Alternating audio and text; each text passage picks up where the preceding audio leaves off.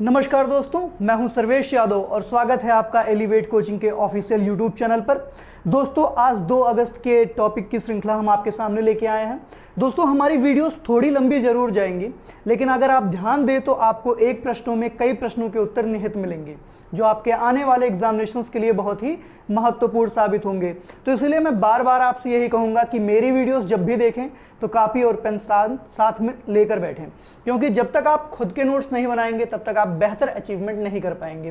तो यदि सबसे बेहतर होना है, सबसे अलग होना है और एग्जाम में सबसे अच्छे मार्क्स स्कोर करने हैं, तो आपको कापी और पेन साथ में लेकर बैठना पड़ेगा। मेरी जो भी वीडियोस रहेंगी दोस्तों, वो आपको कुछ ना कुछ नया देके जाएंगी। और आज की इस वीडियो की जो श्रृंखला हमने स्टार्ट की है, इससे प्रतिदिन आपको भारत के जितने राज्य हैं, 28 राज्य और केंद्र शासित प्रदेशों की पर डे एक नई इवेंट के साथ उस राज्य के बारे में एक विस्तार पूर्वक विश्लेषण के साथ वीडियो को आगे बढ़ाया जाएगा। तो इसीलिए दोस्तों, कॉपी पेन लेके बैठिएगा और अधिक से अधिक लोगों को वीडियो शेयर करें ताकि उन तक भी यह बात पहुंच सके। दोस्तों, आइए हम स्टार्ट करते हैं आज की अपनी श्रृंखला को। आज का पहला प्रश्न है दोस्तों कि किसके द्वारा बिहार में महात्मा गांधी सेतु के अप स्ट्रीम कैरेजवे का उद्घाटन किया गया। तो अभी हाल ही में केंद्रीय सड़क एवं परिवहन मंत्री के द्वारा बिहार में महात्मा गांधी सेतु के अप स्ट्रीम कैरेजवे का उद्घाटन किया गया है। यह दोस्तों आने वाले परीक्षाओं में पूछे जाने की संभावना बहुत अधिक है, क्योंकि लॉकडाउन के समय में यह बहुत ही महत्वपूर्ण कार्य किया गया है। यदि आप देखें, महात्मा गांधी सेतु का जो निर्माण हुआ था बिहार में, वह वर्ष 1982 में हुआ था। ध्यान देते चलिएगा दोस्तों, वर्ष 1982 में महात्मा गांधी सेतु का निर्माण हुआ था। और महात्मा गांधी सेतु किन जिलों को जोड़ती है? तो महात्मा गांधी सेतु जोड़ती है पटना को हाजीपुर से। यह बात नोट करिएगा कि महात्मा गांधी सेतु किसको जोड़ती है? पटना को हाजीपुर से जोड़ती है। और इसका जो निर्माण हुआ था वह वर्ष 1982 में हुआ था। और इसकी सबसे बड़ी विशेषता यह है दोस्तों कि यह भारत का तीसरा सबसे बड़ा पुल है। महात्मा गांधी सेतु भारत का तीसरा सबसे बड़ा नदी पुल है। और यह कहां पे स्थित है दोस्तों? बिहार के पटना जिले में स्थित है। और यह पटना और हाजीपुर को जोड़ता है, जिसकी अनुमानित दूरी है 5.75 किलोमीटर, अर्थात 5750 मीटर इसकी अनुमानित दूरी है दोस्तों। पटना को हाजीपुर से जोड़ने के लिए महात्मा गांधी सेतु की जो दूरी है वह कितनी है? 5750 मीटर। और यह भारत की तीसरी सबसे बड़ी पुल है दोस्तों। अगर बात किया जाए कि भारत का सबसे बड़ा नदी पुल कौन है, तो असम के तिनसुकिया में निर्मित 9150 मीटर की जो अभी आपका जल्द ही भूपेन हजारिका पुल का निर्माण किया गया है, वह है दोस्तों।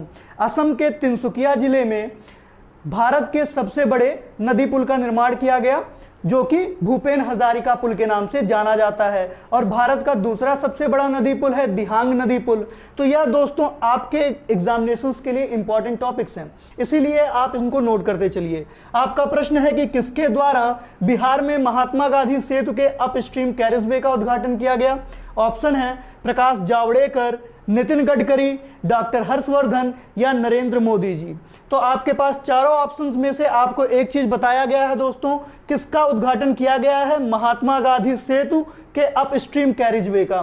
यह किस मंत्रालय के अंतर्गत आएगा दोस्तों? तो यह सड़क एवं परिवहन मंत्रालय के अंतर्गत आएगा। और वर्तमान समय में सड़क एवं परिवहन मंत्रालय के मंत्री कौन है? तो वह है नितिन गडकरी जी। अर्थात जो महात्मा गांधी सेतु का अप स्ट्रीम कैरेजवे का उद्घाटन हुआ है वह किसके द्वारा किया गया है? नितिन गडकरी के द्वारा। तो आपका आंसर हो जाएगा ऑप्शन बी, नितिन गडकरी जी। इन्हीं के द्वारा महात्मा गांधी सेतु पर निर्मित अप स्ट्रीम कैरेजवे का उद्घाटन किया गया है।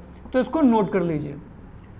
अब दोस्तों, यह किस हाईवे के ऊपर निहित है, यानी कि जो महात्मा गांधी सेतु है वह किस हाईवे के अंतर्गत आता है, किस राष्ट्रीय राजमार्ग पर पड़ता है, इससे भी प्रश्न पूछे जा सकते हैं। तो यह NH-19 नेशनल हाईवे 19 के रास्ते में पड़ता है पटना में। इसको भी नोट कर लीजिए। यदि आपसे पूछा जाए कि भारत का सबसे बड़ा राष्ट्रीय राजमार्ग कौन है, तो नेशनल हाईवे 44 NH-44 भारत का सबसे बड़ा राष्ट्रीय राजमार्ग है जो जम्मू कश्मीर के श्रीनगर को भारत के कन्याकुमारी से जोड़ता है और इसकी अनुमानित दूरी जो है वह 3500 किलोमीटर के करीब में है दोस्तों। तो इन बातों को नोट कर लीजिए। फिर हम एक दृष्टि डालते हैं बिहार के परिदृश्य पे, क्योंकि बिहार आज से ही नहीं प्राचीन काल से ही अपने में बहुत ही महत्वपूर्ण रहा है। आप सभी जानते हैं कि महात्मा बुद्ध को जो ज्ञान प्राप्ति हुई थी वह बोधगया में हुई थी, ऋजुपालिका नदी के तट पर हुई थी। जिस बोधगया में महात्मा बुद्ध को ज्ञान प्राप्ति हुई वह कहाँ स्थित है? बिहार में स्थित है, बिहार के बोधगया में। इसीलिए बिहार का जो प्रतियोगी परिदृश्य है दोस्तों वह भी अपने में बहुत ही महत्वपूर्ण है। तो हम एक बार बिहार के ऊपर संक्षेप दृष्टि देख लेते हैं। बिहार की बात की जाए तो बिहार की जो स्थापना हुई थी दोस्तों वह हुई थी 22 मार्च 1912 को। आप सभी को पता होगा बिहार राज्य बनने से पहले बंगाल प्रेसिडेंसी के अधीन कार्य करता था। बंगाल प्रेसिडेंसी के अधीन जिन राज्यों को सम्मिलित किया गया था, जिन प्रांतों को, उनसे अलग होकर 22 मार्च 1912 को बिहार स्वतंत्र अस्तित्व में अपना एक राज्य बन गया। इसीलिए 22 मार्च को बिहार की स्थापना दिवस के रूप में मनाया जाता है। यानी कि बिहार दिवस की यदि बात की जाए तो वह है 22 मार्च को। 22 मार्च को बिहार दिवस के रूप में प्रतिवर्ष सेलिब्रेट किया जाता है और इसकी स्थापना 22 मार्च 1912 को हुई थी। यदि इसकी राजधानी की बात की जाए तो बिहार की राजधानी है दोस्तों पटना, और पटना बिहार का व्यावसायिक केंद्र भी है। व्यावसायिक केंद्र होने के साथ साथ पटना का अगर प्राचीन नाम देखा जाए तो पटना का प्राचीन नाम था पाटलिपुत्र। और पाटलिपुत्र की स्थापना किसने की थी दोस्तों? पाटलिपुत्र की स्थापना की थी उदयन ने। जब मगध साम्राज्य का उद्भव हो रहा था, यानी कि मगध साम्राज्य का प्रारंभ हो रहा था, तो सबसे प्राचीन वंशों में हर्यक वंश को जाना जाता है। हर्यंश वंश के बाद जिस वंश का प्रादुर्भाव हुआ उसी में से उदयन सबसे प्रतापी शासक हुआ जिसने पाटलिपुत्र को अपनी राजधानी बनाई और इसकी स्थापना की। तो राजधानी हो गई पटना, और पटना के तीन तरफ से 3 नदियां जाती हैं दोस्तों। एक तरफ से गंडक नदी जाती है, एक तरफ से सोन नदी जाती है, और एक तरफ से आपकी गंगा नदी जाती है। यानी कि यदि पटना की बात की जाए तो पटना के 3 तरफ से गंगा, सोन व गंडक नदी बहती है। यह आपके लिए महत्वपूर्ण है, इसे जरूर नोट करिएगा। बिहार के मुख्यमंत्री वर्तमान समय में कौन है दोस्तों? आप सभी जानते हैं वर्तमान में बिहार के मुख्यमंत्री हैं नीतीश कुमार, और इनका आप सबसे बढ़िया निर्णय तो जानते हैं, बिहार को शराब मुक्त बनाने में सबसे बड़ा जो हाथ है वह किसका है? नीतीश कुमार सरकार का है। और यहाँ के उप मुख्यमंत्री वर्तमान समय में सुशील कुमार मोदी जी हैं। नोट कर लीजिए, सुशील कुमार मोदी जी इस समय यहाँ के उप मुख्यमंत्री हैं। और वर्तमान समय में बिहार के राज्यपाल कौन हैं? तो वर्तमान समय में बिहार के राज्यपाल हैं फागू चौहान जी। अब यदि यहाँ के संसद की बात की जाए, पार्लियामेंट्री सेक्शन की बात की जाए, तो बिहार में विधानसभा सीटों की कुल कितनी संख्या है दोस्तों? 243। वर्तमान समय में बिहार में विधानसभा सीटों की संख्या कितनी है? 243। और विधान परिषद सीटों की संख्या कितनी है? वो है 75। विधानसभा और विधान परिषद आपको यहाँ बाई कैमरल लेजिस्लेचर का प्रमाण मिल रहा है, यानी कि द्विसदनीय विधानमंडल का प्रावधान बिहार में है दोस्तों। और विधानसभा की सीटों की संख्या है 243, विधान परिषद सीटों की संख्या है 75। यदि हम राज्यसभा सीटों की बात करें कि बिहार में कितनी राज्यसभा सीटें हैं, तो बिहार में 16 राज्यसभा सीटें हैं दोस्तों। और यदि यहाँ के लोकसभा सीटों की बात की जाए तो बिहार में 40 लोकसभा की सीटें रिजर्व की गई हैं। अब दोस्तों एक परिदृश्य देख लेते हैं यहाँ की भौगोलिक स्थिति पे, यानी कि बिहार के राजकीय पशु पक्षी और वन्यजीव अभ्यारण्य के बारे में। बिहार के राजकीय पक्षी की बात की जाए तो दोस्तों बिहार की राजकीय पक्षी है गौरैया। वैसे भी यह विलुप्त प्राय पक्षियों की श्रेणी में है, यह बात ध्यान रखिएगा। राजकीय पक्षी बिहार की है गौरैया, और इसके संरक्षण के लिए बिहार ने बहुत ही प्रयास किया है दोस्तों। और बिहार का जो राजकीय पशु है वह बाइसन है। भारतीय बाइसन। बाइसन के बारे में जानते हैं कि नहीं आप? भारतीय बाइसन सांड की एक प्रजाति है। इसे गौर के नाम से भी जाना जाता है, नोट कर लीजिएगा। इसे गौर के उपनाम से भी जाना जाता है। राजकीय पुष्प की बात की जाए तो राजकीय पुष्प है कचनार।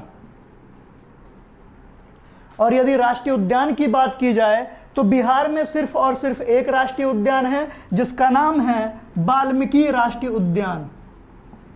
वाल्मीकि राष्ट्रीय उद्यान एकमात्र राष्ट्रीय उद्यान है बिहार में। और यदि इसके क्षेत्रफल की बात की जाए कि यह राष्ट्रीय उद्यान कितने क्षेत्र को कवर करता है तो 335.65 वर्ग किलोमीटर यह इसका क्षेत्रफल है दोस्तों, जिसमें वाल्मीकि राष्ट्रीय उद्यान विस्तृत रूप से व्याप्त है। यदि इसमें सबसे अधिक जो आकर्षित करने वाली बात है दोस्तों कि भारत का एकमात्र जो डॉल्फिन सेंचुरी है वह बिहार के भागलपुर में निर्मित की गई है। बिहार के भागलपुर में भारत का एकमात्र डॉल्फिन सेंचुरी है जहां पे उनका संरक्षण किया जाता है। तो ये सभी बातें हो गई बिहार के बारे में, इनको नोट कर लीजिएगा दोस्तों। और बिहार से संबंधित कभी कभी यह भी प्रश्न पूछा जाता है कि बिहार का राजकीय पूजा कौन सा है या राजकीय अनुष्ठान क्या है। तो आप सब जानते हैं सूर्य देवता की पूजा यानी कि छठ मैया का पूजा करना, यह यहाँ का राजकीय अनुष्ठान के नाम, राजकीय अनुष्ठान से भी प्रचलित है दोस्तों। तो यह हो गया बिहार के बारे में एक डिस्क्रिप्शन। कभी कभी पूछ लेता है दोस्तों कि बिहार के कितने जिले नेपाल से जुड़े हुए हैं या नेपाल की सीमा को स्पर्श करते हैं। तो बिहार के कुल 7 जिले नेपाल की सीमा को स्पर्श करते हैं, अर्थात कह सकते हैं बिहार के 7 जिले अंतर्राष्ट्रीय सीमा रेखा का प्रतिनिधित्व करते हैं। तो यह पूरा डिस्क्रिप्शन हो गया दोस्तों बिहार के बारे में। अब बढ़ते हैं हम अपने अगले प्रश्न की तरफ। अगला प्रश्न है दोस्तों, one nation one ration card योजना में कितने नए राज्य केंद्र शासित प्रदेश जुड़े हैं। आप सभी को पता है कि भारत सरकार का सबसे बड़ा योजना one nation one ration card है। इसके द्वारा यदि कोई व्यक्ति किसी अन्य स्थान पर रह रहा हो और उसका राशन कार्ड किसी अन्य स्थान का हो तो भी वह वर्तमान समय में जिस जगह निवास कर रहा है वहां पर राशन प्राप्त कर सकता है। इसी मुहिम के तहत one nation one ration card को लाया गया। विस्तार में समझ लीजिए, जैसे कि 2 शहर हैं, एक हो गया ए और एक हो गया बी। यह आपका है दोस्तों दिल्ली और यह हो गया उत्तर प्रदेश। किसी व्यक्ति का राशन कार्ड दिल्ली में बना हुआ है और वह दिल्ली का अस्थायी निवासी है।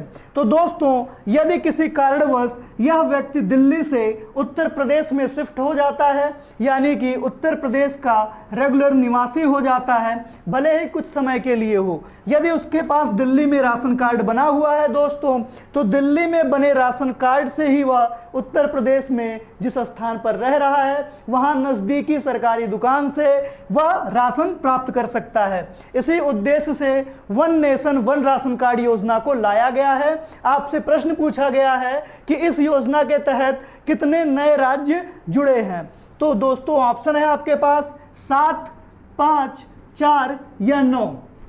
ये नए राज्य जुड़ने से पहले जो दोस्तों आंकड़ा था इस मुहिम के तहत राज्यों की संख्या वह थी 20। यानी कि one nation one ration card योजना में वर्तमान समय में जो लोग जुड़े हैं उनके जुड़ने से पूर्व यानी कि अप्रैल 2020 से पूर्व यह संख्या थी 20, लेकिन हाल ही में यह संख्या परिवर्तित हो गई है। तो आपको वही बताना है कि इस योजना में कितने नए राज्य जुड़े हैं। ऑप्शन है 7, 5, 4 या 9। तो दोस्तों आपका जो सही आंसर है वह है ऑप्शन सी अर्थात 4। इसको नोट कर लीजिए, आंसर है ऑप्शन सी।